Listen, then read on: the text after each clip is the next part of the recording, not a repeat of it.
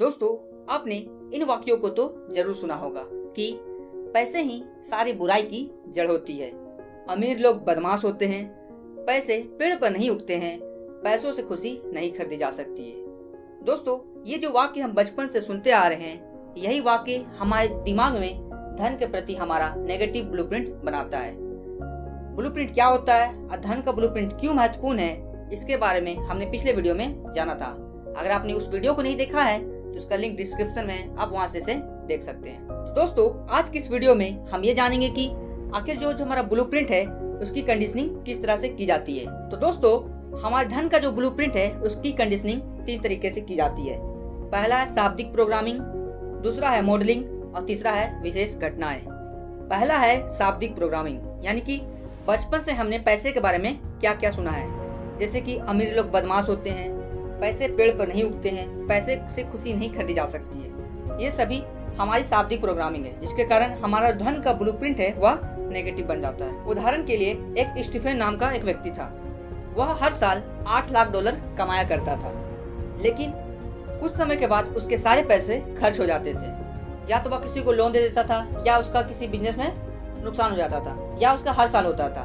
तो जब ऑथर ने उससे पूछा कि तुम्हारे साथ यह घटना क्यों हो रही है, तब उसने बताया कि बचपन में उसकी माँ उसे यह बताया करती थी कि अमीर लोग लालची होते हैं, अमीर लोग गरीबों की खून पसीने की कमाई को हड़प कर दौलतमंद बनते हैं, और जिनके पास पैसा अधिक होता है वे सुअर होते हैं। उनकी माँ कहती थी कि इंसान के पास उतने ही पैसे होने चाहिए जितनी की उनको जरूरत है, उससे ज्यादा पैसा इंसान के पास नहीं होना चाहिए।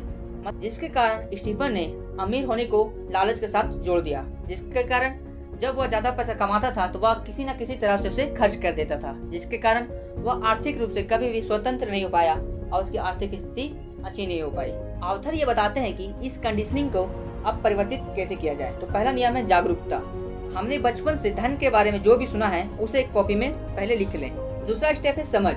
अब समझे कि उसमें से क्या सत्य है क्या असत्य है। तीसरा है अलगाव, उन चीजों को हटा दें जो असत्य है। और चौथा स्टेप है घोषणा, मतलब कि धन के बारे में मैंने जो भी सुना है वह जरूरी नहीं है कि वह सच हो।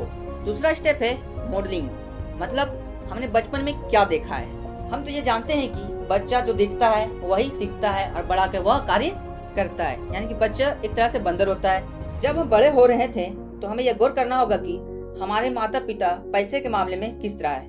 क्या हमारे माता पिता बिजनेस करते हैं, निवेश करते हैं, या फिर वह फिजूल खर्ची करते हैं, हमें ये देखना होगा। मतलब कि बचपन में हमने जो माता पिता को पैसे के बारे में करते हुए देखा वही हम सीखते हैं। उदाहरण के लिए ऑथर के पिता एक बिल्डर थे। वह बड़े बड़ी बिल्डिंग्स को बनाया करते थे। तो जब वो बिल्डिंग्स को बनाया करते थे तो उनको काफी कर्ज लेना पड़ता था, जिसके कारण उनके घर में काफी तंगी आ जाती थी। जब ऑथर अपने पिता से चमन्नी रुपया भी मांगने जाते थे तो उनके पिता उन्हें डांट दिया करते थे। उनके पिता उन्हें बोलते थे, क्या मैं पैसे का पेड़ हूँ जो मुझसे तुम मांगने आ रहे हो। इस तरह से उसके पिता उन्हें डांट दिया करते थे। परंतु कुछ साल बाद जब घर बिक जाता था तब उनके पास ढेर सारे पैसे आ जाते थे और ऑथर को बिना पैसे मांगे ही बहुत सारे पैसे मिलने लगते थे। इसी तरह करते करते जब ऑथर बड़े हुए तो वह भी बिल्डर बने। उनके साथ भी यही घटना घटित होती रही। वह कभी अमीर बन जाते थे, कभी पूरा गरीब बन जाते थे। उन्होंने अलग अलग बिजनेस को भी ट्राई किया, परंतु कुछ समय के बाद वह फिर से गरीब हो जाते थे। उनका सारा पैसा खत्म हो जाता था।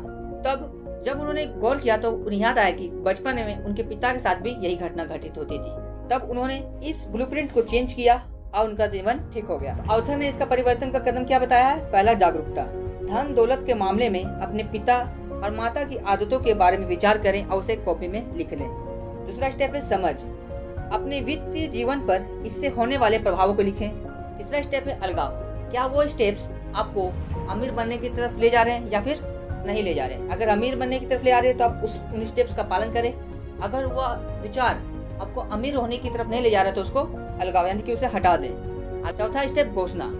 यह घोषणा करें कि मैं पैसे के मामले में उन्हीं का अनुसरण करूंगा जो अमीर है। तीसरा स्टेप विशेष घटनाएं। बचपन में जो धन के बारे में हमारी विशेष घटना है उसके आधार पर हमारा धन का ब्लूप्रिंट पर बहुत ही महत्वपूर्ण भूमिका निभाती है। उदाहरण के लिए एक लड़की थी जो 11 साल की थी। वह अपने माता पिता के साथ एक बार चाइनीज रेस्टोरेंट में गई। वहाँ पर उनके माता और पिता के बीच झगड़ा हो गया, जिसके कारण उनकी माता उनके पिता को छोड़कर चली गई, जिसके कारण उनके पिता को हार्ट अटैक आ गया, जिसके कारण उस लड़की को बहुत दुख हुआ और वो आगे जाकर नर्स बनती है। कहीं ना कहीं वो अपने पिता को अब भी बचाने की कोशिश कर रही थी, लेकिन जाने या अनजाने में उसने उस पैसे को उस दुख के साथ जोड़ दिया, जिसके कारण उसकी आर्थिक स्थिति अच्छी नहीं रही। वह कितना भी कमा लेती थी, उसके सारे पैसे खर्च हो जाते थे और फिर से वह गरीब स्थिति में आ जाती थी। लेकिन जब उसने अपने धन के इस ब्लूप्रिंट को ठीक किया तो उसकी जो फाइनेंशियल प्रॉब्लम थी वह सारी सोल्व हो गई और वह अभी फाइनेंशियल प्लानर है और दूसरों को भी फाइनेंशियली सक्सेसफुल होने में हेल्प करती है। ऑथर ये बताते हैं कि इसके परिवर्तन के कदम क्या है। पहला है जागरूकता। पैसे से संबंधित बचपन की किसी विशेष भावनात्मक घटना के बारे में सोचिए। दूसरा, समझ। इस घटना ने आपके वर्तमान फाइनेंशियल कंडीशन को किस तरह से प्रभावित किया है, इसके बारे में समझिए। तीसरा स्टेप है अलगाव।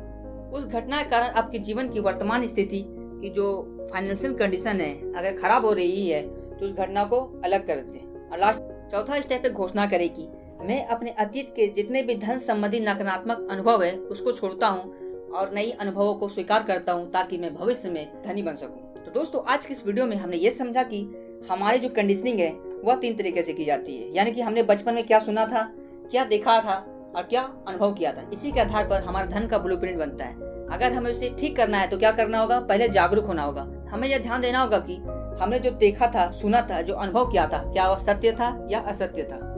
फिर हमें समझना होगा कि क्या वह हमारे वर्तमान स्थिति में हमें फायदा दे रहा है या फिर नुकसान दे रहा है। और फिर तीसरा स्टेप ऑथर ने यह बताया है, अलगाव। अगर वो चीज हमें फायदा नहीं दे रहा है तो उसे हमें साइड करना होगा। और लास्ट में घोषणा करना होगा कि मैंने धन के बारे में जो भी सुना है जरूरी नहीं है कि वह सत्य है। मैं धन के बारे में उन लोगों से पूछूंगा, उन लोगों के बारे में सुनूंगा जो धनी है। तो दोस्तों, अगले वीडियो में हम अमीर लोगों के 17 सीक्रेट्स के बारे में जानेंगे।